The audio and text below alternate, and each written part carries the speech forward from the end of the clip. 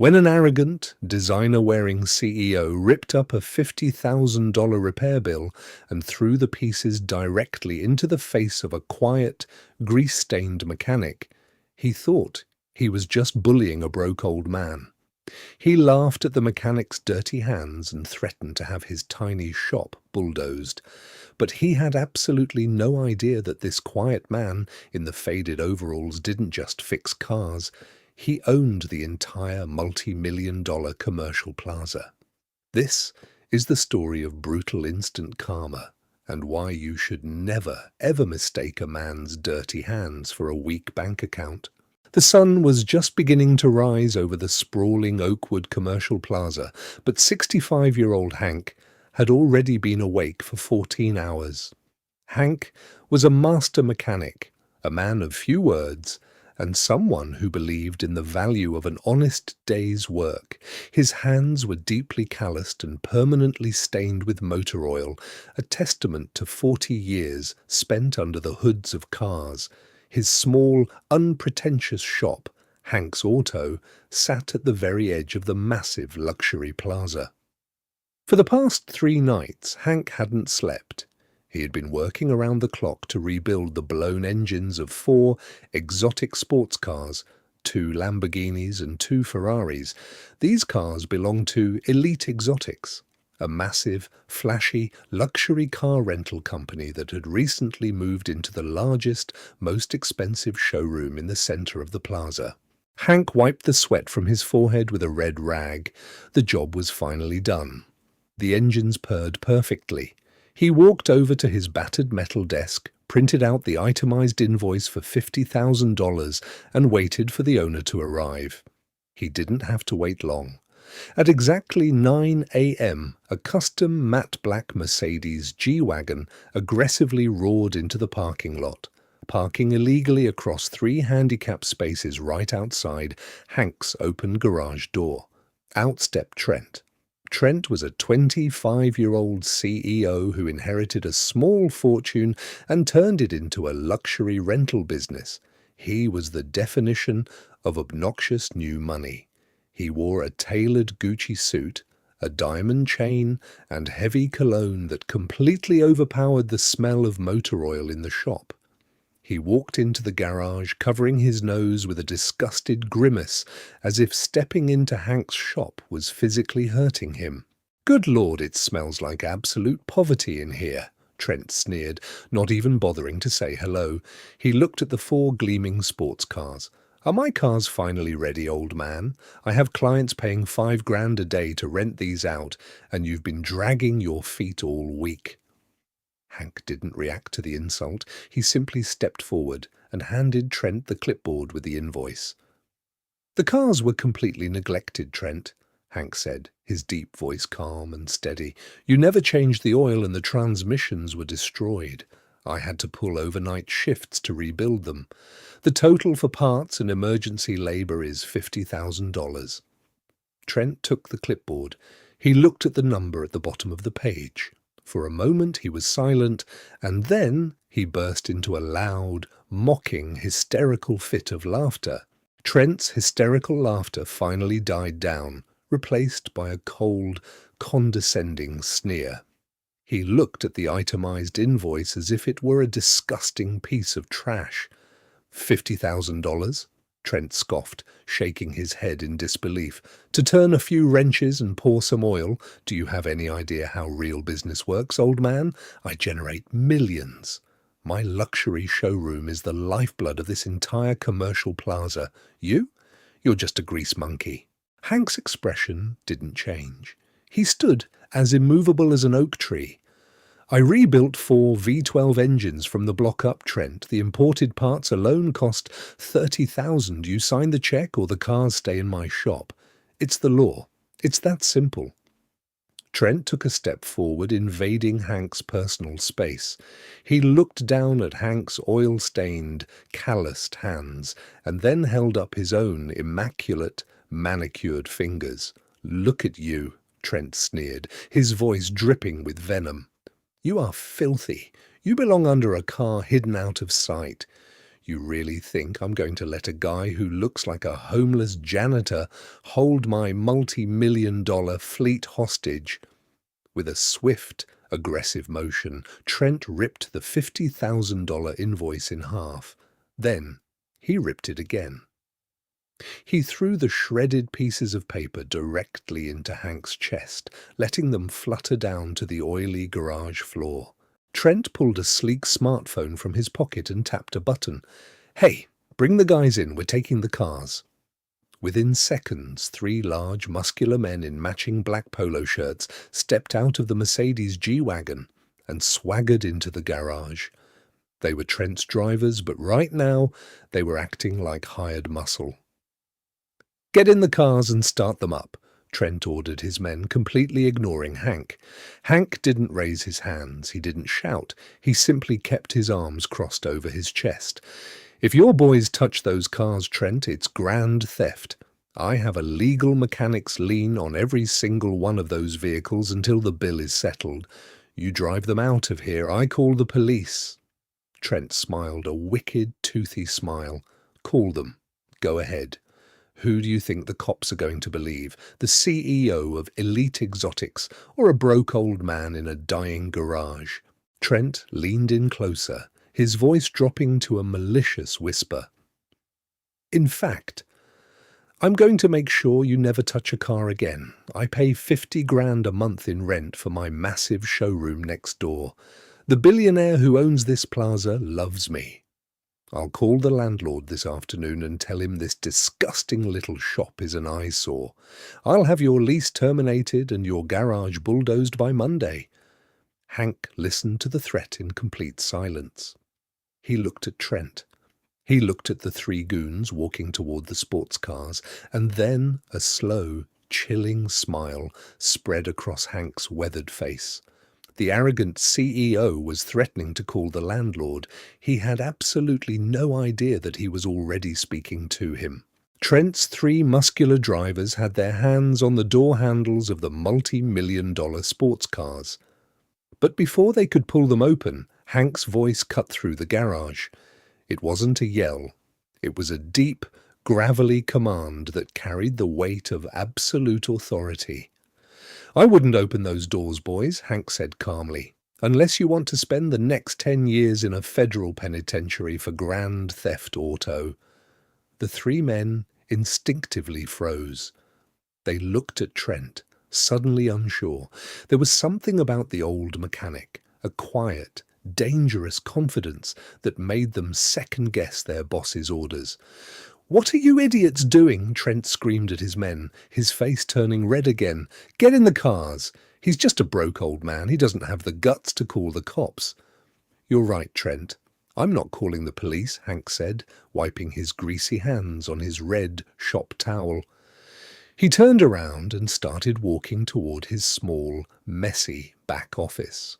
"I'm going to save you the trouble of calling the landlord. Give me 2 minutes. Trent scoffed loudly, crossing his arms. "Oh, this is rich. What are you doing, old man? Going to cry to your lawyer? Going to print out some fake contract? I pay 50,000 a month in rent. The owner of this plaza will crush you to keep me happy." Hank stepped into his office, pulled a set of heavy brass keys from his pocket, and unlocked a massive, fireproof floor safe hidden beneath his desk.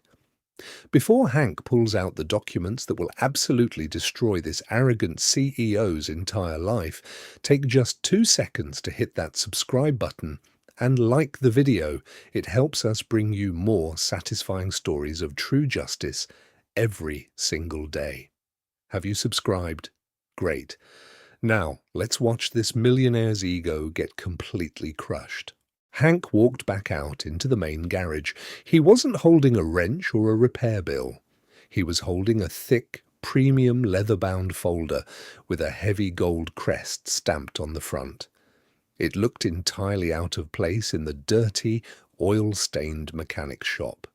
Hank walked directly up to Trent and tossed the heavy folder onto the pristine hood of the neon-green Lamborghini. It landed with a loud, authoritative smack.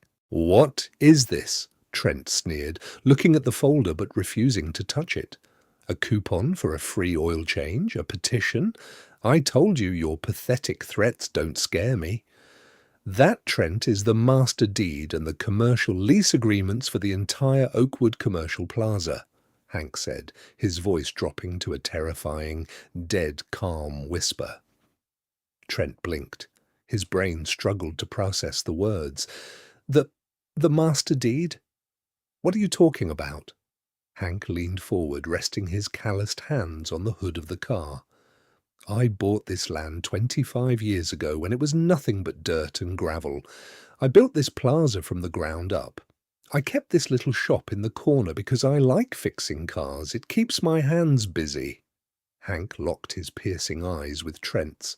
You don't need to call the billionaire landlord to have my shop bulldozed, Trent. You're already talking to him. What is this? Trent sneered, looking at the folder but refusing to touch it. A coupon for a free oil change? A petition? I told you your pathetic threats don't scare me.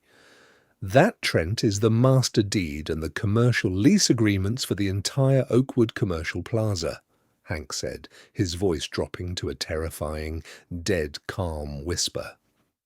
Trent blinked. His brain struggled to process the words. The master deed? What are you talking about? Hank leaned forward, resting his calloused hands on the hood of the car. I bought this land 25 years ago when it was nothing but dirt and gravel. I built this plaza from the ground up. I kept this little shop in the corner because I like fixing cars. It keeps my hands busy. Hank locked his piercing eyes with Trent's.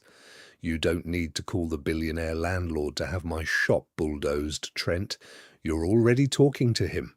Mr. Caldwell, Trent stammered, letting out a nervous, high-pitched laugh.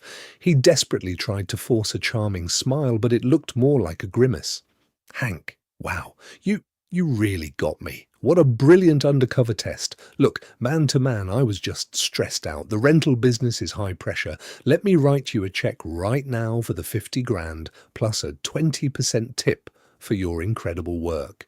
Trent frantically reached into his tailored Gucci jacket, pulling out a solid gold designer pen and a checkbook.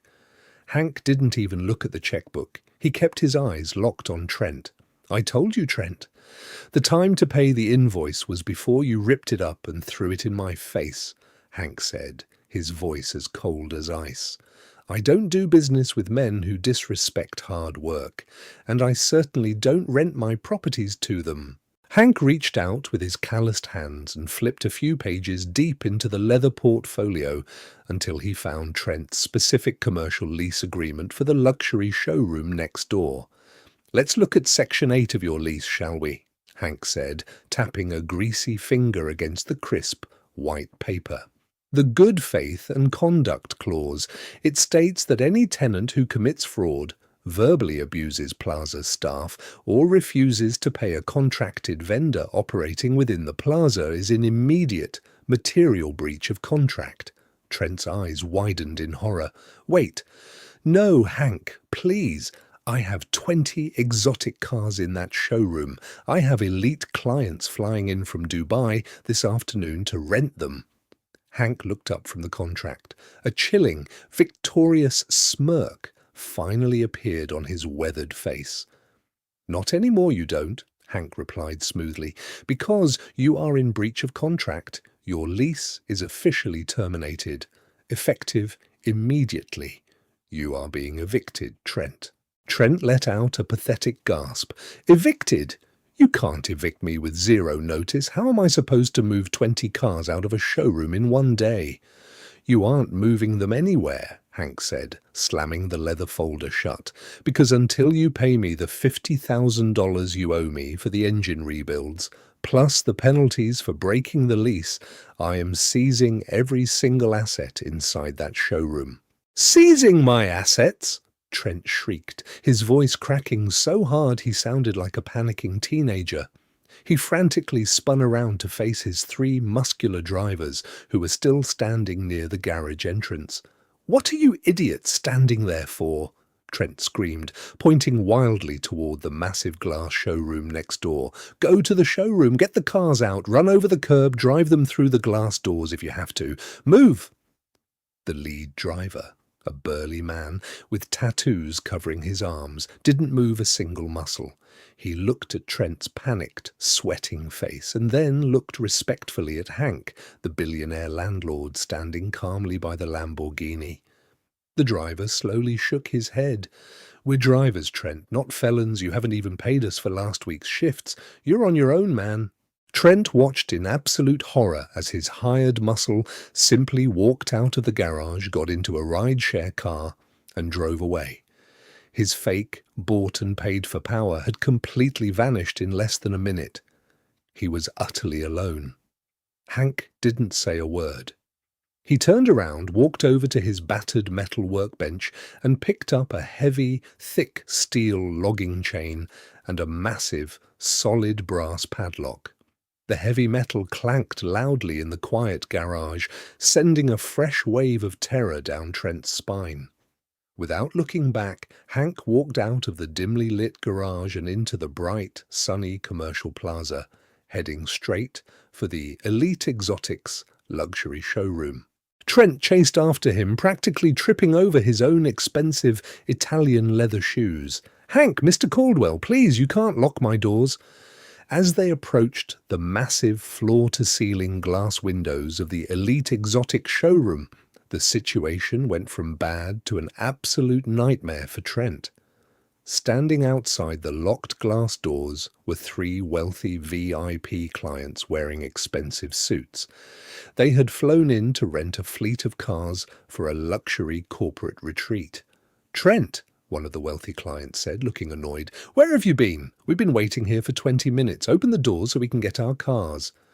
Trent swallowed hard, trying to force a professional smile while completely ignoring Hank standing right next to him with a heavy steel chain. "Gentlemen, I am so sorry for the delay. There's just a slight technical issue with the building." "There is no technical issue," Hank's deep voice interrupted, easily cutting through Trent's pathetic lies. Hank stepped directly in front of the wealthy clients. "Gentlemen, I am the owner of this plaza. Elite Exotics is officially evicted for fraud and breach of contract. All assets inside this building have been seized to pay off the owner's massive debts." Trent let out a strangled cry as Hank wrapped the heavy, rusted steel logging chain around the sleek, modern, stainless steel handles of the showroom's glass doors. With a loud, echoing click, Hank snapped the massive brass padlock shut. The three wealthy VIP clients stared at the heavy brass padlock and then turned their furious gazes toward Trent. "Fraud? Eviction?" the lead client scoffed, looking at Trent with absolute disgust. "You told us this was your building, Trent. You said you were the most successful rental broker on the coast. You're nothing but a broke scam artist." The client pulled out his phone. "I'm calling American Express. I am cancelling the deposit and my legal team will be in touch about the wasted flights." The three businessmen turned their backs and walked away, completely ignoring Trent's pathetic, desperate pleas for them to stay. Trent buried his face in his hands. His company was locked down. His inventory was seized. His clients were gone. His entire fake empire had burned to the ground in less than 20 minutes. He slowly looked up at Hank, tears streaming down his face. "You took everything from me," Trent sobbed. "I have nothing left. I'm completely bankrupt." Hank looked down at the crying young man. His expression remained cold and unyielding. "The cars inside will be auctioned off to cover your broken lease penalties," Hank said, smoothly. "But there is still the matter of the $50,000 you owe me for my manual labor. And since you just admitted you are completely bankrupt, we have a problem." Trent wiped his nose with his ruined silk sleeve. "I can't pay you. I don't have it. What do you want me to do?" "I want you to learn the value of $1, Trent," Hank replied. "You insulted my dirty hands. You laughed at my shop. So, you're going to pay off your $50,000 debt to me at the current minimum wage of $15 an hour." Hank reached into a nearby trash can, pulled out a pair of heavy, oil-stained, incredibly dirty mechanic's overalls, and threw them directly into Trent's lap. "Put those on," Hank commanded. "You are going to sweep the floors, scrub the oil spills, and clean the toilets in my garage. Every day. For the next year and a half. If you miss a single shift, I hand the $50,000 invoice to my ruthless collection attorneys, and they will take the very clothes off your back." Trent looked at the filthy overalls. He looked at his Gucci suit. But he had absolutely no choice. His ego was entirely dead. And so, the elite members of the Oakwood Commercial Plaza were treated to a highly satisfying sight for the next 18 months. The arrogant, loud-mouthed former CEO, wearing a pair of greasy, oversized coveralls over his ruined silk shirt, was on his hands and knees, scrubbing heavy black motor oil off the concrete floor with a cheap brush. He didn't scream anymore. He didn't brag. He just scrubbed. And that brings us to the end of today's story on The Silent Observer. Do you think making Trent scrub oil off the floor for a year was the perfect punishment? Or should Hank have just sent him to jail for the unpaid bill? Let me know your thoughts in the comments down below. If you loved seeing this disrespectful rich bully learn the value of hard work, don't forget to hit that like button, subscribe, and turn on notifications so you never miss a satisfying story of true justice. Until next time, stay silent and keep observing.